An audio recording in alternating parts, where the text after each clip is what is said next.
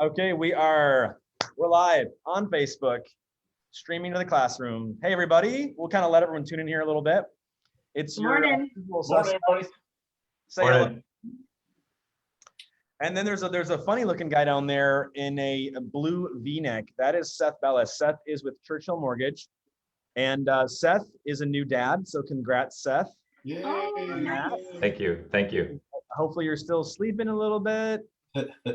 I made it in the office at 10:02 this morning. So if that tells you anything. All right. Well, hey, man, that sounds great. That sounds awesome. Well, congrats on that, Seth. And we appreciate you taking the time to meet with us. So Happy to be here. the topic for today is going to be lending 101. So we got a lot of questions for you on lending, Seth, and we're hoping you can dispel a lot of mystery and give us some answers. So who wants to kick off the first? And by the way, anyone tuning in right now, feel free to ask a question and we will present it to Seth. But who wants to ask Seth our first question? Do we want to Seth, do you want to tell us a little bit about what you're seeing real quick before we jump in, or do we want to jump right into questions? I mean, yeah, I'm happy to make some comments, but I'd love to, maybe after we talk about some of the common terminology, just maybe do a recap and just tell you guys kind of what I'm seeing in the market right now and how the lender, and realtor could help each other win in multiple offer situations. Yeah. Cool. Well, hey, for a lot of people, I'll jump in right away. Hey, for a lot of people, I mean, the different types of loans, we hear, my goodness, there's conventional, that's the only way to go now in this market. Why is that? If you could kind of just give us an overview of some of the different types of loans that are out there and what you see most often. We're live. Sorry. Yeah, just to give you just a brief overview, I mean, there's really most of the products are, classified in three different categories. Either we're talking about a non-conforming loan, which would be something like a non-warrantable condo, or something that's a little bit more outside of the box that doesn't fit into the norm, the normal conforming loan patterns. Sure. And then we have two types of conforming mortgages: the conventional loan, which is the standard loan. That's the one that you're going to see most often as a realtor in this market. And then we have government loan products. Each of the government loan products has different benefits and different costs associated with it. You have the VA loan, which is for veterans. That's something that offers a 0% down option. It's a really great option for veterans who receive disability of any sort. Even if you're a veteran and you have disability, you don't have to pay the funding fee. And if you have 100% disability rating, you can actually have your property taxes waived in certain areas. So that's a really cool program for our veterans. FHA is a 3.5% down payment standard. And FHA is, it's basically designed for lower credit borrowers, typically anywhere between, 580 to 640 is kind of the sweet spot for a loan like FHA. And then also we have the Rural Development Program. U.S. Department of Agriculture, or USDA, has a 0% down program as well. And that's designed for areas that are outside of basically in more rural areas. So anything outside of the urban areas, there's a map that the U.S. Department of Agriculture uses to determine which areas are eligible for financing using that loan program. So really, the lender's job is to work with that client to figure out which loan is best. In a lot of scenarios, though, what you guys are probably seeing right now is that, FHA or VA loans, if you see those in a contract or if your buyer has that approval, it may be more difficult to get an offer accepted. I would definitely say that the majority of the loans that we're doing right now are conventional mortgages. Even if it's not necessarily the best program for the borrower, sometimes it feels like we do have to have that conventional loan option on the table in order to get an offer accepted. And I don't know, you guys might be able to comment a little bit more on why that is. I think a lot of it has to do with how listing agents are presenting the offer to the seller. But if you're a listing agent and you're looking at offers, I mean, I guess how would you look at, the FHA or VA loan versus the conventional? What would be running through your mind? I think that's a good question, Seth. And I think you have to get into the mind of a seller and a realtor. You have to think of them sitting at a table and you're having a very serious conversation, a very trusted conversation. They're going, I've got 5 to 10 offers here, maybe sitting here. Help guide me. What should I be thinking? What should I not be thinking about? Mm-hmm. And I think honestly, what happens is when you're sitting there, you go, guys, if I've got 1 to 2 cash offers here and 1 to 2 conventional here, and then I've got an RD, a VA, or an FHA loan over here, what happens with those additional loans is, even though those loans can probably get pushed through no problem, there's more fear that those loans and the red tape around those loans are going to cause a deal to go south. And I think that sellers are going, I've already pushed my value to the maximum here. I want to slam dunk. And it feels like an FHA when you're talking to a seller, it feels like it's hard to convince them that the FHA is the safest offer to go with. And I would say part of that is the lender too. I just want to make a comment there that if you've got a conventional offer with a lender that you don't trust, or that maybe you've had poor experiences with, but you've got an FHA offer with a lender that you know does a really fantastic job, maybe that FHA offer feels stronger, but obviously that's situational. So that's just a comment that I wanted to make on that. Sorry, Kim, you were going to say something? Well, sometimes I hear this from my buyers or from agents. They say, well, what's the difference between I have a conventional buyer with 5% down and one with 10% down? What's the risk? What's the difference? Because one of the things that some of my buyers are having to do is instead of putting 10 or 20% down, they need to put less because they have to have a lump sum for appraisal guarantee. Mm-hmm. So is one stronger than the other? 5%? I mean, they have more money, but is the risk better? What would be your thoughts on that? I mean, I definitely think that, when you're doing a 5% down payment to increase your appraisal guarantee, that offer in theory would be stronger than the 10% down with a lesser appraisal guarantee or no appraisal guarantee at all. Because, in a lot of cases, it's not, as the listing agent, you're not just reviewing, who's offering me the most money on paper as far as purchase price goes. You're also looking at who's offering me the highest net potential, right? That's what you're interested in. So I think, and I'm not an agent, so I don't know this for sure, but in my opinion, the 10% down offer isn't as strong as the 5% where they're using that other cash as an appraisal guarantee for that offer. But is the risk, there's not much risk on the lending side. Is that any different? I mean, they're gonna probably have to take on PMI if they didn't already have it on a 20% down. Correct.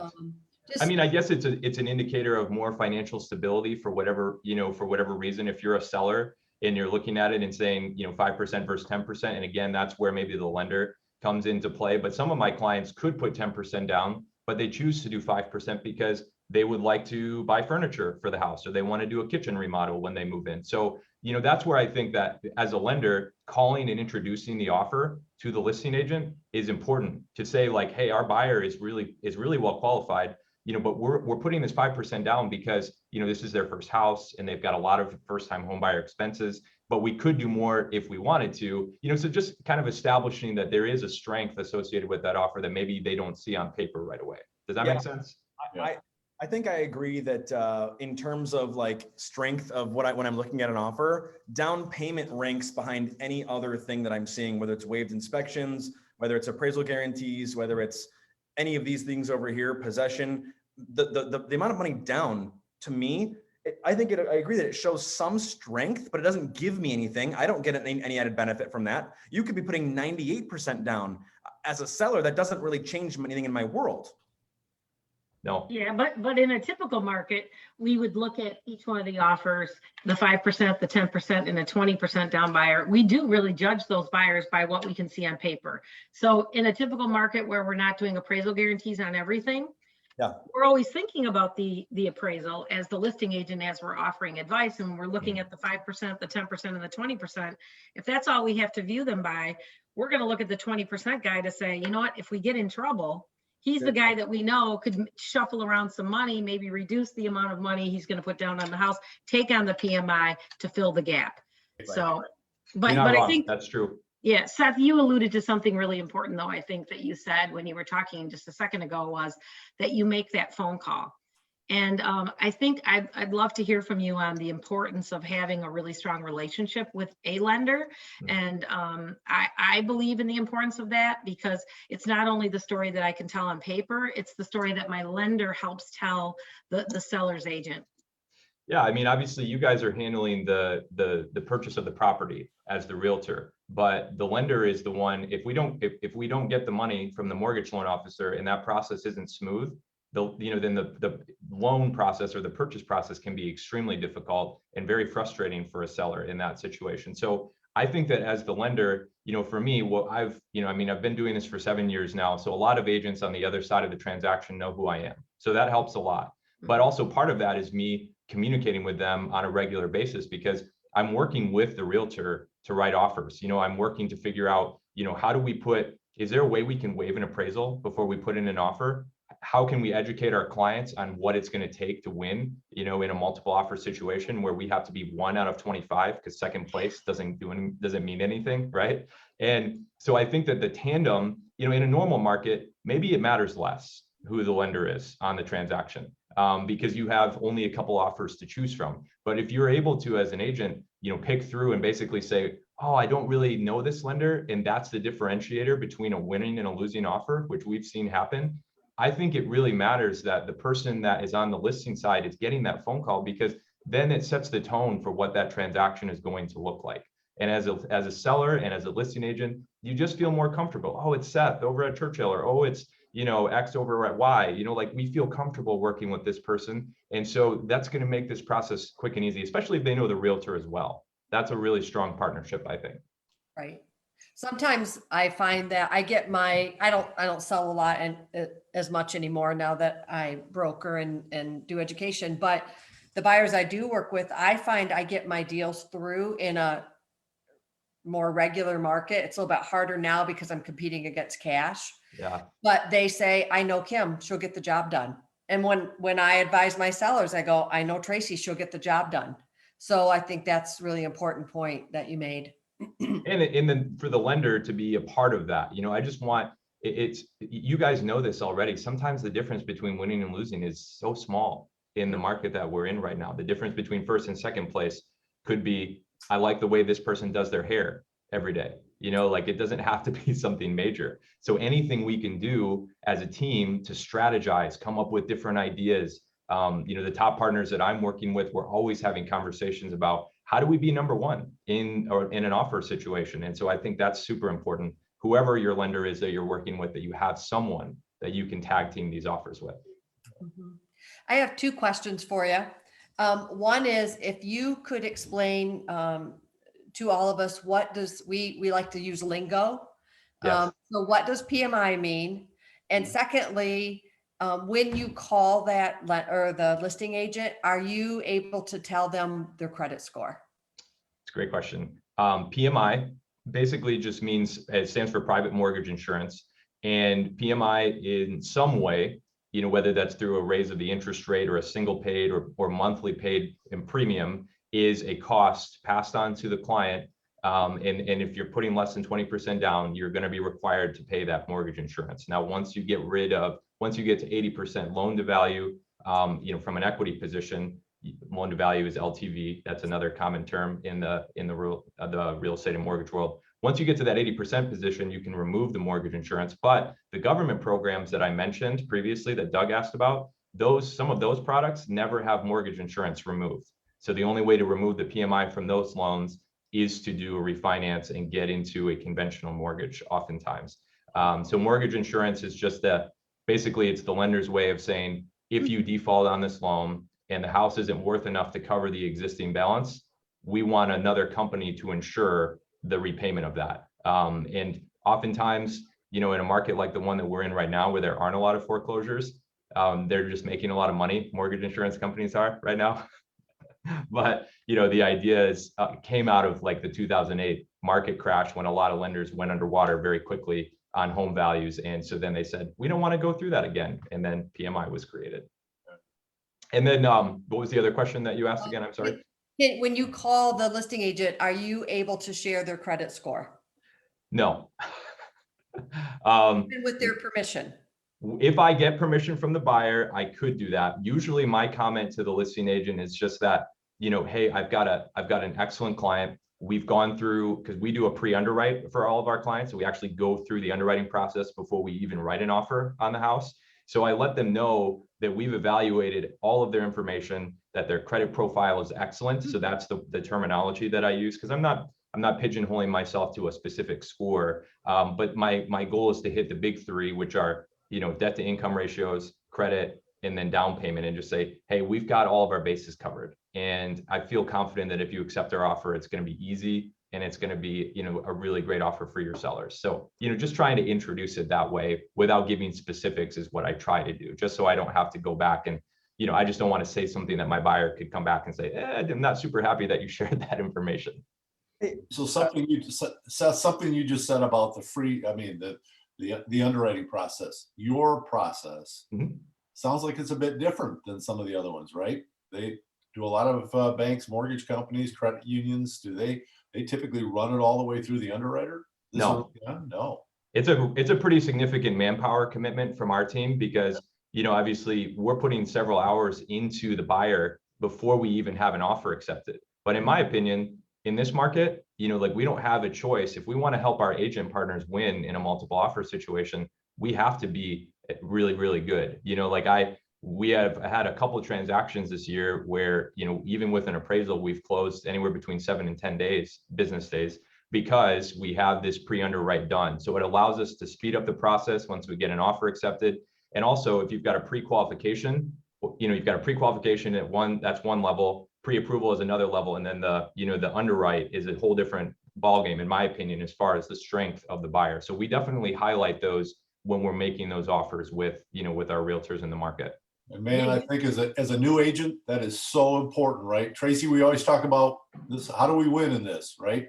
And that is a piece that I think many lenders don't do. And again, I think the idea that you're reaching out to the seller, to the seller's agent, and having these conversations, man, that puts your offer way at the top of the pile, in my opinion. So yeah, you almost can compete with cash at that point, That's how we structure it. That's, in some ways, we can actually beat the cash offer as far as closing times go. That's awesome. And I'll tell the agent that when we write the offer, if that's important, because timing isn't a big deal for everybody. But again, some people are like, hey, I've got an offer accepted on another house. I want to be in that house. I get possession at close and I need that cash right away. So a 2 or 3 week time frame for a closing is a huge deal. Seth, we have a question here about your pre-qualification, pre-approval process. Yeah. You guys, your pre-underwriting process, you see these pre-approval letters and it's like, yeah, man, this person can afford $400,000. They're good to go. But we haven't verified income. We've not verified employment. We've not verified whether or not they have a pulse. We actually don't even know who they are. But, based upon what they told us, yeah, they're good to go. And then the little asterisk says like, oh, and by the way, all this can change. On your pre-underwriting process, do you actually verify income? Do you call employers? Do you verify income exists? Yes, we do a verbal verification, or I'm sorry, we do a written verification of employment unless the client is on what's called the work number, which provides, it's like an automated service that provides us all the data that we need to make an underwriting decision. But here's the other thing too, that most realtors don't realize right now. The lending world is different today than it was a year ago. Fannie Mae and Freddie Mac, especially for self-employed borrowers, they have tightened their restrictions on what they will allow from a lending perspective in a very significant way. And so what we found is even the most basic situation, sometimes when you do a deeper dive and you do that pre-underwrite, you're like, oh, this income is actually seasonal, or, oh, their income, they had a 3-month gap because they were laid off because of COVID. So what does that mean for the income we can use moving forward? There are so many variables.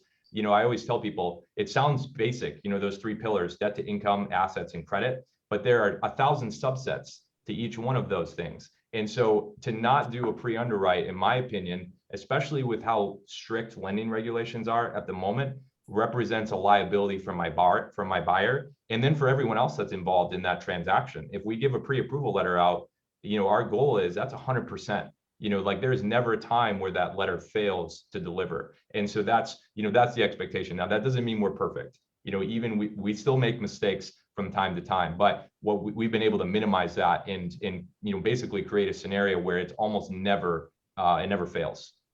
Okay, I have a question for you. We have, and maybe the newer agents watching here have not seen this yet, but we are seeing some lenders waiving appraisal entirely. Can you run us through how that scenario takes place? How is that possible? What sort of parameters have to be in place for a lender to feel comfortable waiving it entirely? Because if I can go write an offer and I go, hey, the lender's already waived the appraisal for this. I mean, that makes my offer look really good. So how does that get set up? Yeah, so what we do is we have to have a complete file before you run it through the automated system that we use. And there's a program on the back end of the real estate or of the mortgage lending, underwriting software that we use called Collateral Underwriter. And what that means is that after an appraisal is completed, it's uploaded to a database that's owned by Fannie Mae and Freddie Mac, who basically are responsible for all the conventional financing. So typically, I've never seen an appraisal waiver on a loan that isn't conventional. So that's number one. It's usually got to be conventional. The second thing is it almost always has to be 20% down. I rarely see an appraisal waiver with a client with less than 20% that they're putting into that transaction. So what we'll do though, if we know we've got a 20% down conventional buyer and we're putting an offer in on a property, we'll run it through kind of at a highest case scenario. Like let's say it's listed for 320, we'll run it at 350 with 20% down. And if we get an appraisal waiver, the nice part about that is now we don't have to go in with an appraisal guarantee. We can basically guarantee to the seller that, you know, we don't have to worry about the appraisal coming in short and we have to make up that gap. We know we've got an appraisal waiver at X amount. So basically we're just using data that Fannie Mae and Freddie Mac have from appraisers who are uploading their reports from properties in the area. And typically we also think that that house has to have been sold somewhat recently. If it's, you know, if the sale date was like 10 to 15 years ago, you know, there may not be enough comparable data for us to be able to waive that appraisal, because that might have happened before the appraisal database existed. So it's something that we work with, and for the right buyer, it can be a really awesome tool. Okay. Good question. Well, that's a great question. Tracy, anything from you?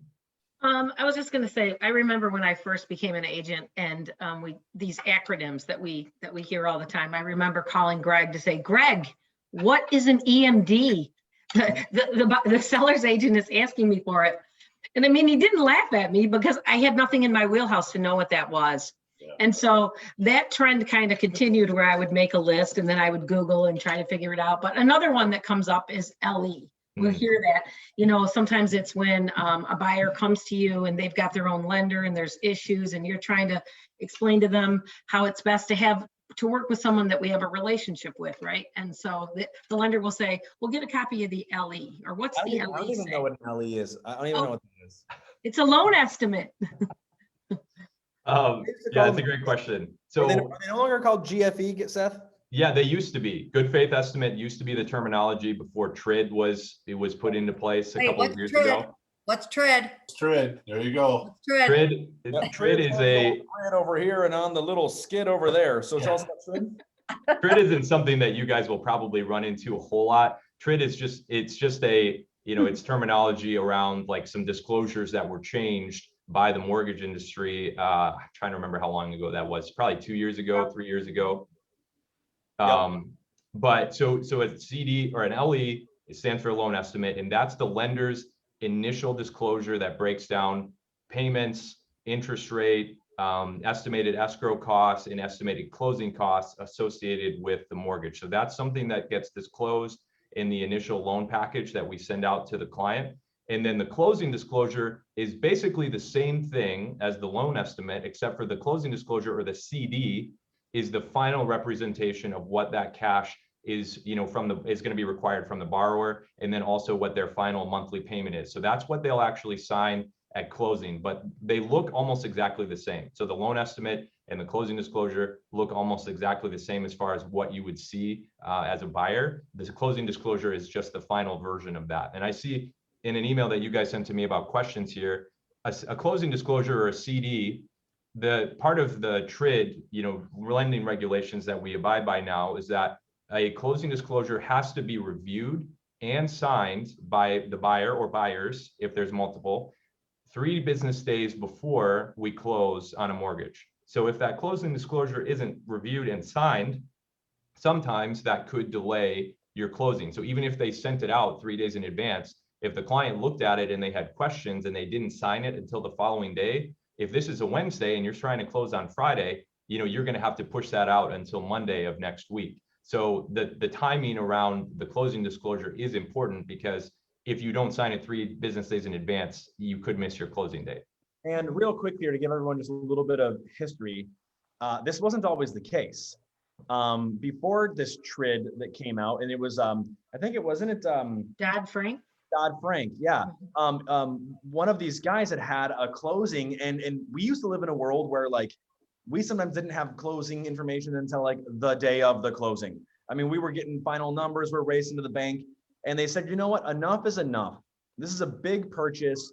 people are feeling a lot of pressure. There's got to be some more order and organization to this. We're going to set up some rules for clarity's sake. And that's why you now have the 3-day window for the closing disclosures that have to be signed. So you need to be racing to get that CD signed. If you're trying to hit a closing on Friday, you should be asking where that CD is if you're going to try and close on a Friday. Yeah, absolutely. And the irony is sometimes we're still rushing to get the final number before closing because the closing disclosure often isn't finalized before it's sent out. So that's just a little sidebar. The regulation really doesn't help. It hasn't really created, in my mind, a lot of confidence or peace of mind for the buyer. But that's a whole different conversation. So it's very similar to the way that it used to be. We just now have this 3-day window that can screw over the closing. Yep. Yeah, because that's interesting that you say that because, the 3-day window is there. It's been there for probably, I'd say 7 or 8 years now. And some lenders will do what they call pre-disclosing. So they may disclose and have that CD signed early, but it's truly not the final numbers because even the taxes and insurance have not been calculated or prorated. So there's really not an end number till sometimes when we're literally running out the door or late the night before. Yeah, you're right. And that's, that oftentimes the back and forth hasn't been done between title and the mortgage lender to finalize the fees associated with the loan until 24 to 48 hours in advance of closing. So, it's designed, in theory, it could be helpful, but the reality is that it's basically the same way that it used to be, except for now we have this 3-day waiting period. Requirement to get the CD out the door. That's right. Yep. Hey, so a question I've got, and I hear it all the time, simply from first, second year people, and it's kind of fun. We talk about the term seller concessions. When you talk about seller concessions, I always spend a lot of time saying, well, okay, what does that look like? What does that mean? I don't know if you get questions like that when you're pre-qualifying people at the start. The term seller concessions in some people's minds is, okay, what's the seller paying for? What are they conceding to do? And again, just out of curiosity, I'd love to hear your explanation of how you have conversations with the buyer, especially buyer's agents too early on. Yeah, I mean, it used to be a normal part of our conversation, but frankly, we don't talk about it anymore because an offer that includes seller concessions, I mean, the only time I mention it is that we're not going to ask for it. And I mean that. I mean, it's tongue in cheek a little bit, but it's just not in a market where, you have any real weight as a buyer, like if you have any time, if you have any, if you are just the only offer on the table potentially, then it's possible that you could have the seller cover some of your closing costs by raising the purchase price a little bit. So the net to the seller remains virtually the same, but they could raise the closing or the purchase price by $5,000 and say, hey, we're going to give you a $5,000 concession toward your closing costs. And it just reduces the amount of money that the client needs to put into the transaction. But really in this market, I honestly don't remember the last time, I don't know if I've seen one offer get accepted in 2021 that has seller concessions in it, because, it's just not a normal thing to see right now. You're right. Yeah, you're right. For those tuning in, this is such a stark contrast that we experienced, let's just say 10 years ago, where I would say 90% of offers had closing cost concessions involved, where you just automatically ask for 3.5% back towards closing costs. You would hear lenders saying this is standard. And then all of a sudden my buyers would show up and they'd be like, well, my lender told me it was standard that I would ask for 3.5%. I'm going, oh crap, because the market's shifting, in 2000 anyways. So the market will change and the way we write offers will change. Maybe we will include closing cost concessions in a couple of years when this market shifts. But it's interesting, and we'll have to guide you guys through that process too when we change markets. Well, and that's a good comment just in general, is that like this, if you're getting into the real estate market or whatever, or the lending world or, whatever it is, this is changing all the time.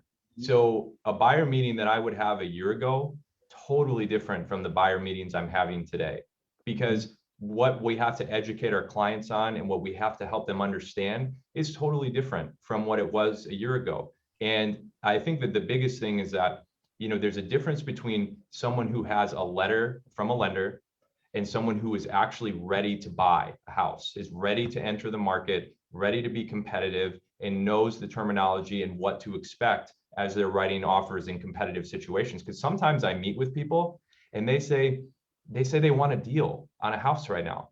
And, you know, and I tell them, I want a deal too for you, but it's just not going to happen. And some people actually end up leaving a meeting with me and saying, I'm going to wait a year before I start looking. And I say, well, interest rates are probably going to be higher and that house is going to be 20 grand more next year than it is right now. But sometimes, like, you know, if imagine showing a house as a buyer's agent, showing 30 houses to a client who really isn't ready to write an offer that's going to win and is not going to get to that point because that's their personality. I mean, that's a huge time expenditure for you as the agent in that scenario. So I think the education on the front end from your lender and from you as the realtor is super important to the success of that transaction.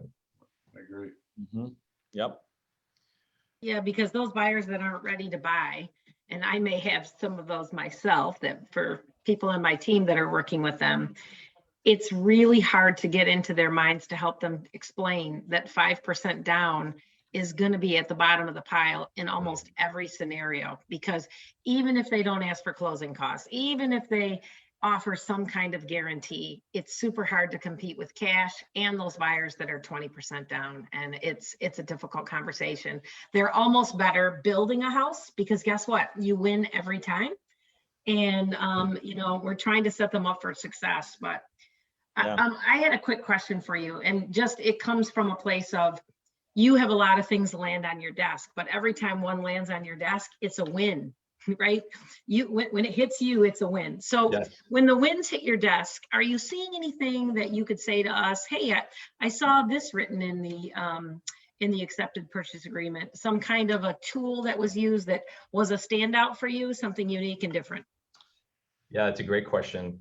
I mean, the standards, or, you know, what we're seeing, and you guys know a lot of these things already, but it almost feels like you have to be writing a strong appraisal guarantee. You know, in most situations, you have to have a strong appraisal guarantee built into your offer. A lot of people are they're waiving inspections on the offer, which is an interesting thing. I'd love to hear what you guys think about that. But sometimes what's actually happening is a pre-inspection is being completed before they even write an offer on a house. Now, it can be expensive because you have to basically have an inspector tag along with you to the showing on the house and basically they do the inspection. We're running around the house while you're in the showing. But that's something that I feel like a lot of people are saying is a differentiator right now, is being able to offer without having an inspection completed, or at least doing like a pass fail on the inspection for the property. So basically, either we're going to do it or not. You know, we're not going to ask for anything to be completed or fixed prior to the closing.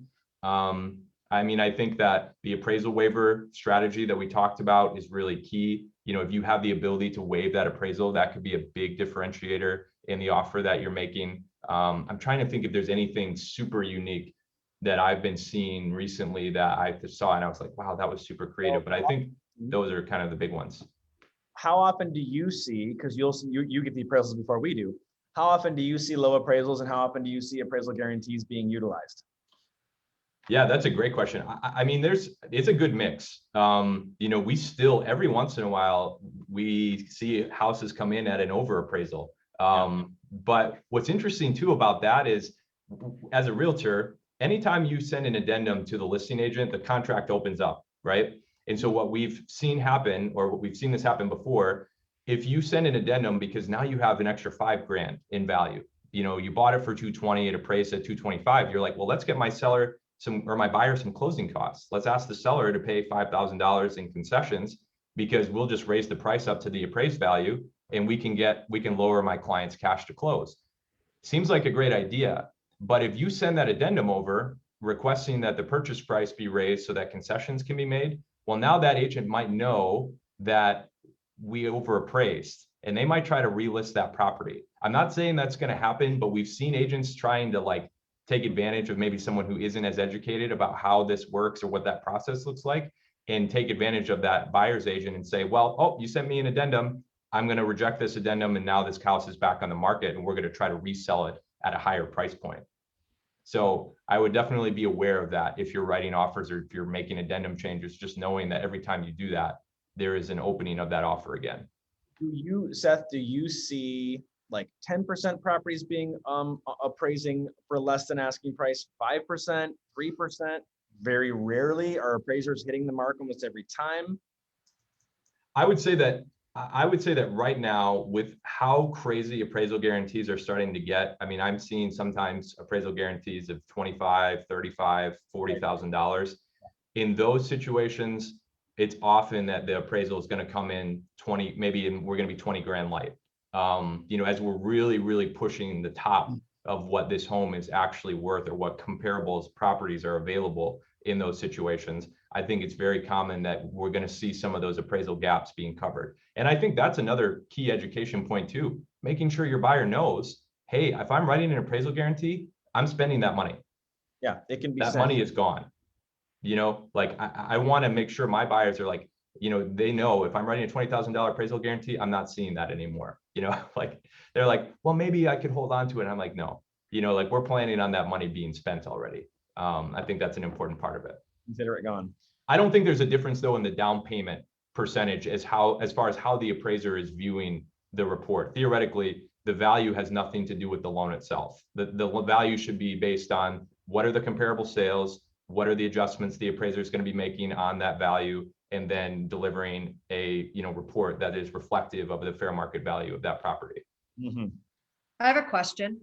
When you send an appraiser out to appraise a property, do they get a copy of the contract? So do they know that there is a guarantee in there? They know the Yes. terms? They Okay. do. Yes, the appraiser is going to see all the terms, you know, if there were concessions that were built into that offer, if there are guarantees, escalation clauses, the appraiser will see that. You know, theoretically, it's not supposed to impact how they view the appraisal or how they do their appraisal report, because their job is just to determine the value regardless of the offer. But it is something that the appraiser is, you know, is made aware of. That's part of the lender's process. When we order the appraisals, we upload a copy of the contract and any addendums associated with that contract as well.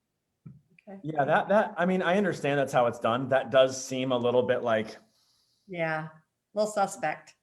I'm going to say the same a thing. little bit of influence going on here, Yeah, you know? most definitely. Most definitely. But my guess would be that if the appraiser had to go in blind, we would not be getting anything through. Mm-hmm.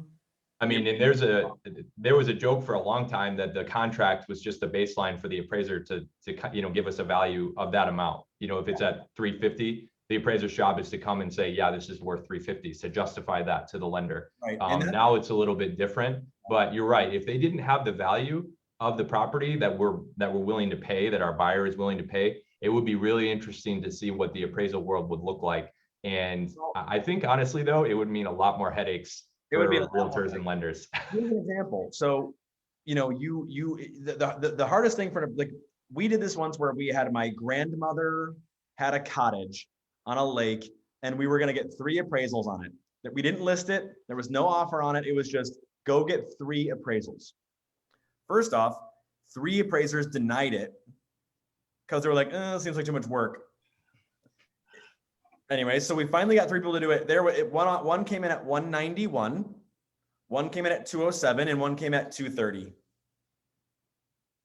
It's like, okay, I've got a dart in my hands. I mean, see what I'm saying? Like this, it's like, how do you get 3 professional appraisers and there's a $50,000 spread, $40,000 spread? I mean, So subjective to the person. That's 20%. Like, one way or the other, you know? Big difference. You're right. Genius.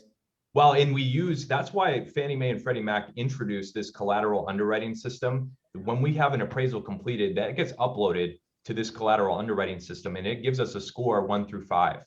If that CU rating or collateral underwriter rating is above a 3, we go back to the appraiser and we ask them to make comments on why they did X, Y, and Z, because this database has a ton of appraisal data in it. And so sometimes it'll say, we think you overvalued the property.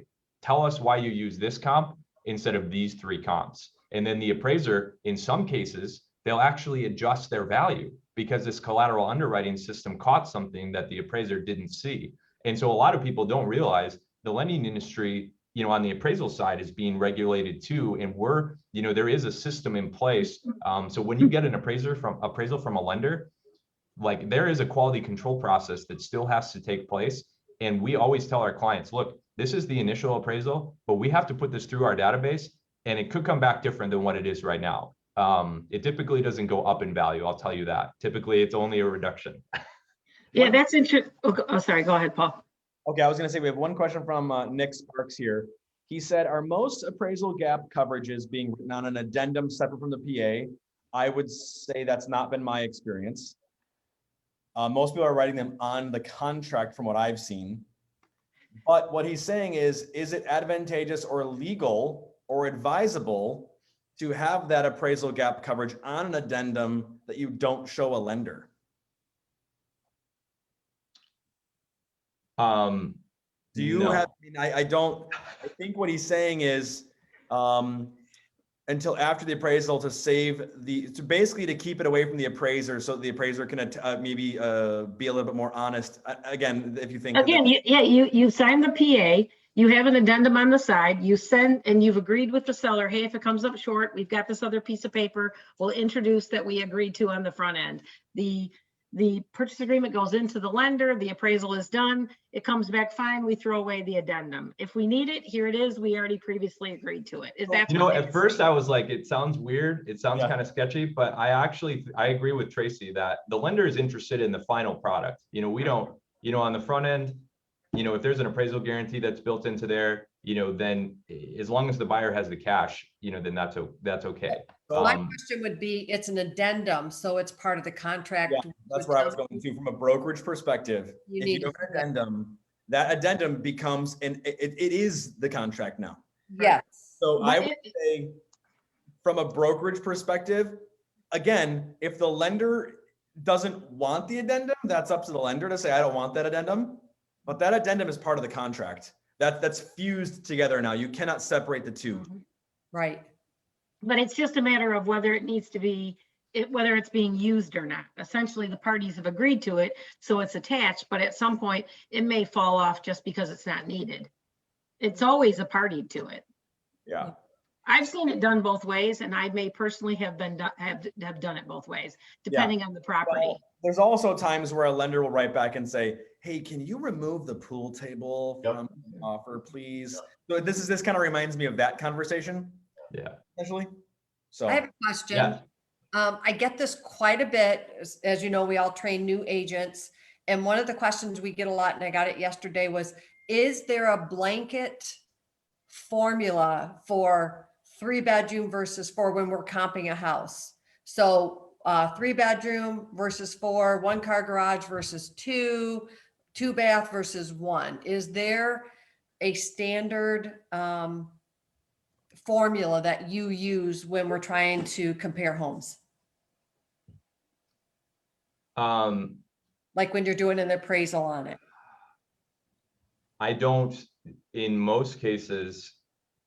That's a good question. I mean, obviously I'm not doing the appraisal, and that's not, my area of expertise. So an appraiser would be a better, resource for something along those lines. By the way, if you guys need an appraisal resource, there's a Facebook page, and my buddy Blaine runs this Facebook page, and he is an appraisal savant. He's really good. And he also, it's called Appraisers Helping West Michigan Real Estate Agents. Nice. So that'd be a good place to send them when they have those kind of questions. Absolutely. He answers a ton of really unique appraisal scenario questions. And that's something that my guess is that it changes, depending on the neighborhood and the value per square foot, the size of the bedroom. There are just so many factors that go into evaluating like an adjustment on, on a value. Because what if the house is a lower condition, like a lower C rating, but it's got more bedrooms? What does that mean from a value perspective? My thought is, and I don't know this because I'm not an appraiser, but there is a little bit of subjectivity to that. But there may be a way that, you can kind of establish some kind of a base for what that would look like. But I don't know the answer to that question. Well, sadly.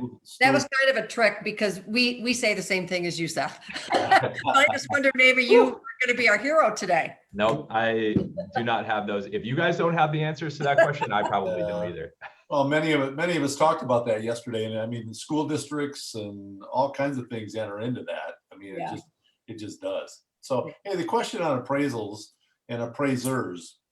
I remember 5 years ago, or maybe even longer ago than that, lenders were able to pick their appraisals or appraisers, excuse me.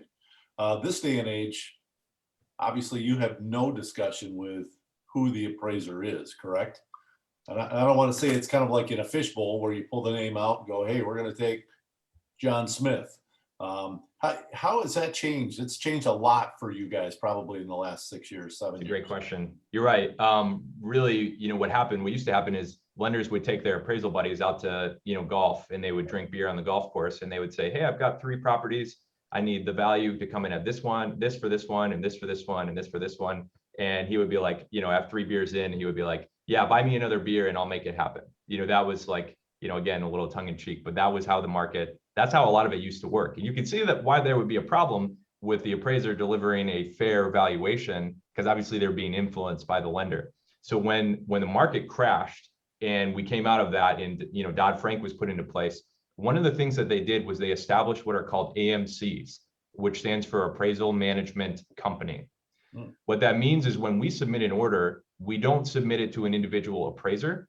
We submit it to the AMC, and then the AMC has a list of appraisers approved with them in the area, and they put that appraisal order out to multiple appraisers to say, hey, would you like to do this appraisal? Here's what it's going to pay. Here's when it needs to be done. Here's the details of the transaction. And then an appraiser from that pool selects, yes, I want to do this. And then they get whoever, basically it's first come, first serve in that situation. Now, where lenders do have some control is that you have the ability to either put in a panel together where you select, say, 10 or 15 appraisers that you really like working with, that you feel do a great job, that communicate well, deliver their reports on time, do things quickly and thoroughly.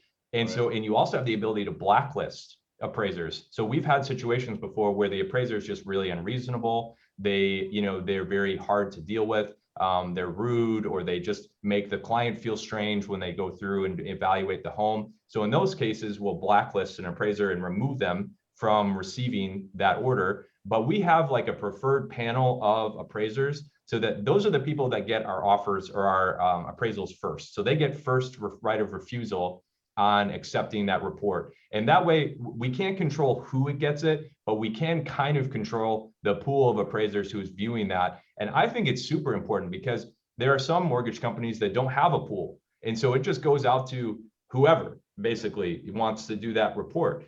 And we've controlled it because we've experienced, having a lot of appraisals completed. So we're like, hey, we really like these people. Not because they're delivering a value that's super high all the time, but because they're consistent, they're fair, and they're good to work with. Yeah, so that is how the appraisal process works, is that it starts with an AMC, and then it's sent out to, an appraiser. The appraiser picks it up, and then they complete the report. Perfect. Good. Well, you schooled me on something today that I didn't know about, and it's another acronym, of course, a CU, a collateral underwriting process. Mm-hmm. So not familiar with that in using the term, but I am familiar, I guess, with the process, but didn't understand it. So this is my question. So one of these big lenders that does a lot of ads on TV, I get a lot of appraisal waivers from this company. And they're not one of my favorites, but I do like when I get an appraisal waiver because that's nice. Fair. So in that scenario, obviously the collateral underwriting process is done. Like, okay, all of a sudden it's like the appraisal's in, it's at value, no repairs, and you're like, well, what happened? There was no appointment. Like, especially when I'm on the listing side. And I just had one recently that wasn't with that company, that big one, another one that came in super, super low. And all of a sudden I'm like, well, there was no appointment. There was no, in-home evaluation that was done on behalf of the buyer. The appraisal came in really low.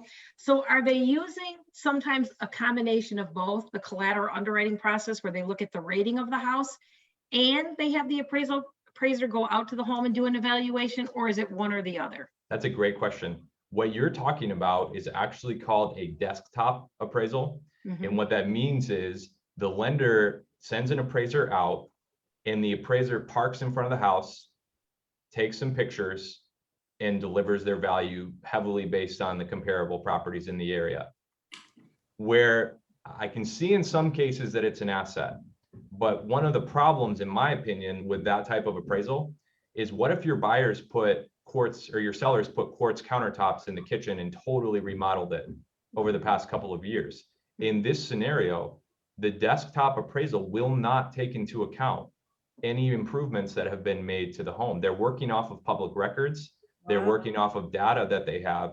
And so in theory, it helps speed up the process, but it's not always an asset to the client, because they may not be delivering a fair valuation. So it's something that's relatively new, and it's honestly something that I don't really understand how it's viable, or they consider that to be a viable report, because it just seems like, in my mind, to deliver a true valuation, you have to actually look at the house. I mean, I don't know about you guys, but I would feel like, your buyers probably wouldn't feel comfortable writing on a house where they get to just see the front pictures and look at Zillow listing pictures from 2012. Yeah. So do you have the option then to fight the appraisal, saying, look, we want a full appraisal. We want a true evaluation. That's a great question. I don't know if the buyer or if the seller has the ability to go back and say, no, we want it done this way. The reason why I think lenders are doing it is because it can speed up the process on their end. So like, especially these larger companies, their whole process is built around efficiency and technology, and let's slam it through. Like, whatever it takes, let's just get it through as fast as possible. We want to do as little work and make it go as quickly as we can. And so in that mindset, I don't know, the lender would have to tell you for sure whether or not. We don't do those types of appraisals. We have appraisal waivers, but we don't do desktop appraisals, because at the moment, we don't consider that to be a fair valuation of the home's value. So then is the only time you implement the appraisal waiver based on, one, funds to close. So if the buyer's putting 50% down, you would probably give an appraisal waiver. Or secondly, if there's enough information in this collateral database that you can see the rating is high enough that you'd waive it. Those are the two scenarios. Yeah, it's basically, it's a combination of those two things. Yep, the down payment, so the buyer's strength from a cash that they're putting into the transaction, because it lowers the risk for the lender, right? The more you're putting down on the property, the less the risk is for the lender to give out that loan. So I think there's, it really is a combination of those two things. What is the loan to value? And then also, is there enough data in the system to give us a value at that price point? Well, guys, we are at 1 hour.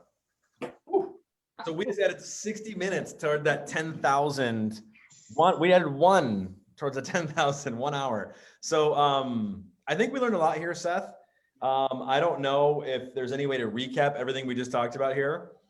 Well, I've got some really cool tools that I've built specifically for agents that you can use. I've got an Excel spreadsheet that talks about different mortgage products and then what you need to know about those products. I actually worked with a 5-star realtor to put that together, so he deserves some of the credit for this as well. Thanks, Andy. And then so I've got that spreadsheet. I also have a just a couple of things that might be helpful for me to share. Like, I've got this appraisal gap strategy that we use for mortgage insurance that I think is super cool. In fact, Paul, do you mind if I take like 2 minutes and show that to you guys real quick? Because I think it's pretty awesome. Seth, are you comfortable sending this stuff to me, and then I can put the link below this video? Yeah, of course. Yeah, I can just give you guys the resources. So I'll follow up with Paul, and then just give you guys some resources that I think would be helpful. We also have, I can also include a link. We have our own Facebook page too that we run. It's basically just West Michigan Realtors, Your Mortgage Lending Answers is the title of the Facebook page. So the goal with that is that, if you join, all you have to do is like it. It's just a Facebook group. We're not going to try to, blow you up or anything along those lines. The goal is for us to provide some resources that are valuable. So we've got a lot of different things about our certified home buyer process, the difference between those and an approval, the roadmap of what the transaction looks like from start to finish as a mortgage lender. And then just some really cool features on different products. So that's a cool page to follow if it's something that you're interested in learning more about, what's out there and what's going on in the mortgage world. Yeah, sounds awesome, man. Did you want to show us that sheet real quick? Is that what you wanted to do real fast? There was some Well, sort of... I was just going to say, I think that this is a really cool strategy. That we did a mortgage insurance strategy training with our mortgage insurance company, and they introduced this appraisal gap strategy. And I just want to briefly show you, if you don't mind, just briefly show you what this would look like. So I'm just going to share my screen real quick. Let me know if you can see it. Yeah, we can see it. So you see this appraisal gap strategy? Yeah. Okay. Let me see. Actually, is it better if let me see if I pull it over here. Here we go. Okay. So in this scenario that we've built out, it's a $420,000 purchase price with 20% down on the left-hand side, no appraisal gap. And we're putting, obviously the loan to value is 80%, the down payment is 84 grand, 8,600 in closing costs. So the cash to close for the client is $92,640, and their monthly payment is around $2,022. In scenario 2, we write a $40,000 appraisal gap, and it comes in at $380,000. So we actually have to use all of that appraisal gap to cover the difference. And so we have to come up with an extra 40 grand, right? Well, not necessarily. In this situation, the loan to value goes from 80% to 88%. Down payment remains the same because we're just, we're putting less down because we're basing the lender's basing the value or the loan to value ratio off of the $380,000 price point. Okay. Closing costs remain the same. The only difference in this scenario is that we're spending $2,500, $2,560 to buy the mortgage insurance on the loan for the life of the mortgage. And so the client's cash to close and interest rate actually remain the exact same, despite the fact that we had to use a $40,000 appraisal guarantee. So most of the time people think about an appraisal gap and they say, well, in order for me to keep my payment the same, I'm going to have to come up with an extra $40,000. No, that's not necessarily true. In this situation, we only have to come up with an extra $2,560 in order to keep the client's payment the same. And so their cash to close remains relatively the same. So the difference here is huge because we're talking about a cash to close number from, going from 132,000 to 95,000, but the buyer's payment doesn't change. So I just wanted to show you guys that real quick and just say, there's a really cool strategy around this, and you can use this even for smaller down payment options too. So that's something that I just wanted to share. That's it. Thanks, man. Appreciate that. Of course. Well, team, I want to thank everybody for their time from the broker support team. And Seth, man, thanks for taking your time to be here with us today and share all this information. Pleasure. It was a wealth of information. There's a lot going on here, but I think we all learned a little bit. And send me those resources, Seth. I'll post them below here. And just want to say thank you. And you're very welcome. Reach out to me if you have any other questions. I'm always happy to help however I can. Awesome. Thank you so much, guys. Thanks, everybody. Take care. Thanks, everybody. Thanks, Seth. You're welcome.